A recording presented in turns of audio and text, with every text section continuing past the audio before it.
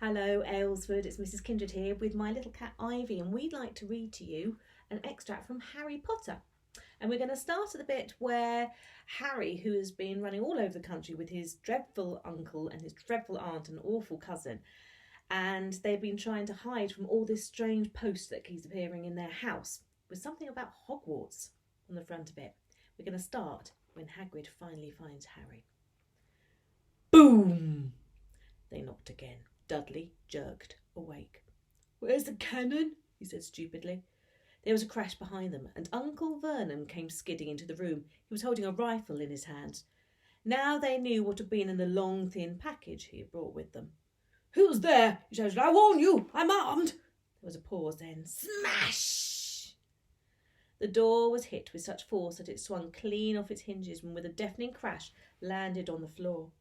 A giant of a man was standing in the doorway.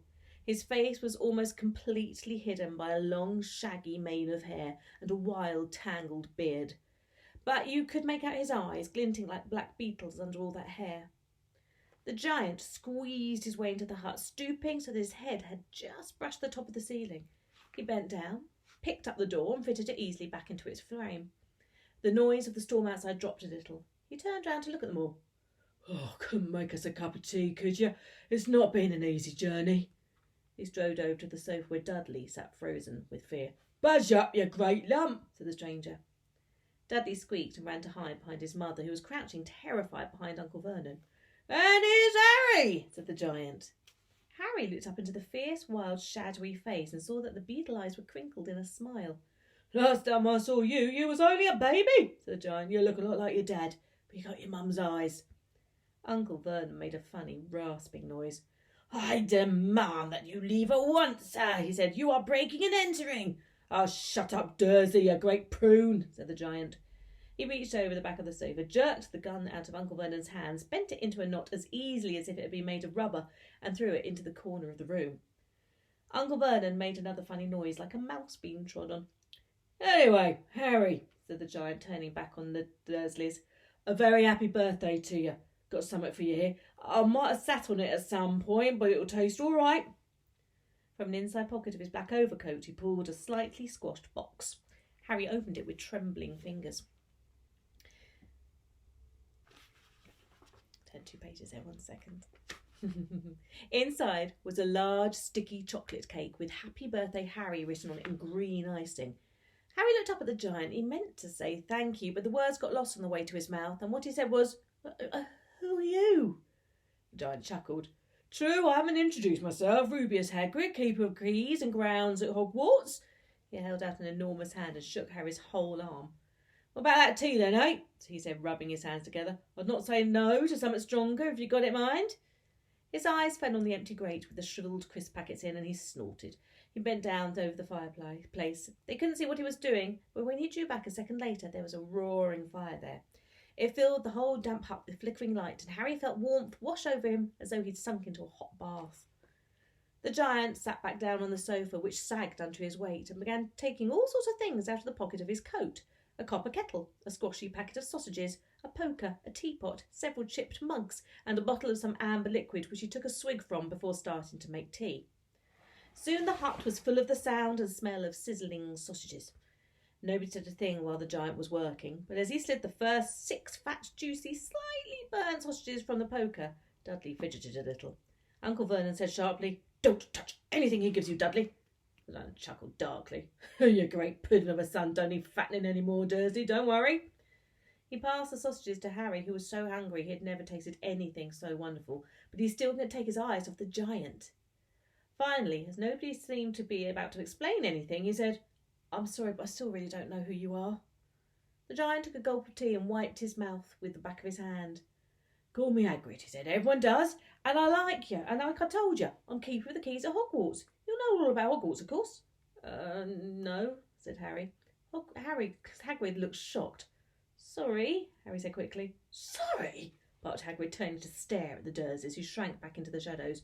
"It's them as should be sorry. I knew you were getting your letters, never knew you were getting your letters, but I thought you wouldn't know something about Hogwarts, for crying out loud. Do you never wonder where your parents learnt it all?" "Or what?" asked Harry. "Oh, what?" Hagrid thundered. "Now wait just 1 second." He had leapt to his feet. In his anger, he seemed to fill the whole hut. The Dursleys were cowering against the wall. "Do you mean to tell me," he growled at the Dursleys, "that this boy knows nothing about anything?" Harry thought this was going a bit too far. He had been to school after all, and his marks weren't bad. "I know some things," he said. "I know, maths and stuff." But Hagrid simply waved his hand and said, "About our world, I mean, your world, my world, your parents' world." "What world?" Hagrid looked up as he was about to explode. "Dursley!" he boomed. Uncle Vernon, who had gone very pale, whispered something that sounded like "Wimble, wimble." Hagrid stared wildly at Harry. "But you must know about your mum and your dad. I mean, they're famous. You're famous." "What? My mum and my dad weren't famous, were they?" "You don't know. You don't know." Hagrid ran his fingers through his hair, fixing Harry with a bewildered stare. "You don't know what you are," he said finally. Uncle Vernon suddenly found his voice. "Stop!" he commanded. "Stop right there, sir. I forbid you to tell the boy anything." A braver man than Vernon Dudley would have quailed under the furious look Hagrid now gave him. When Hagrid spoke, his every syllable trembled with rage. "You never told him what was in the letter Dumbledore left for him. I was there. I saw Dumbledore leave it, Dursley, and you've kept it from him all these years." "Kept what from me?" said Harry eagerly. "Stop! I forbid you!" yelled Uncle Vernon in panic. "Aunt Petunia gave a gasp of horror. "Oh, go and boil your heads, both of you," said Hagrid. "Harry, you're a wizard!" There was silence inside the hut. Only the sea and the whistling wind could be heard. "I'm a what?" gasped Harry. "A wizard, of course," said Hagrid, sitting down on the sofa, which groaned and sank even lower. "And a thumping good un, I'd say. Once you've been trained up a bit, with a mum and dad like yours, what else would you be? And I reckon it's about time you read your letter." Harry stretched out his hand at last to take the yellowish envelope, addressed in emerald green to Mr. H. Potter, the floor, hut on the rock, the sea. He pulled out the letter and read, Hogwarts School of Witchcraft and Wizardry.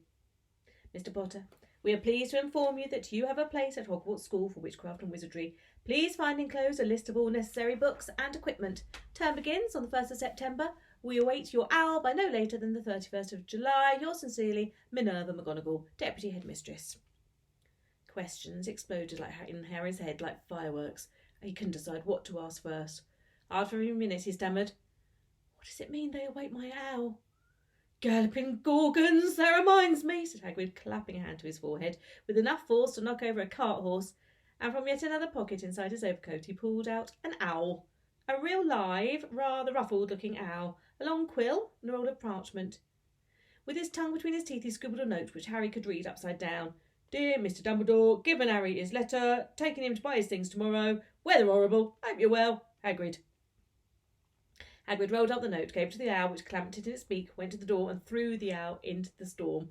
Then he came back, sat down, as though this was as normal as talking on the telephone. "Where was I?" said Hagrid. But at the moment Uncle Vernon, still ashen-faced but looking angry, moved into the firelight. "He's not going," he said. Hagrid grunted. "I'd like to see a great muggle like you stop him," he said. "A what?" said Harry, interested. "A muggle," said Hagrid. "It's what we call non-magic folk like them. It's your bad luck you grew up in a family the biggest muggles I'll ever laid eyes on." "We swore when we took him we'd put a stop to this rubbish," said Uncle Vernon. "We swore we'd stamp it out of him. Wizard, indeed."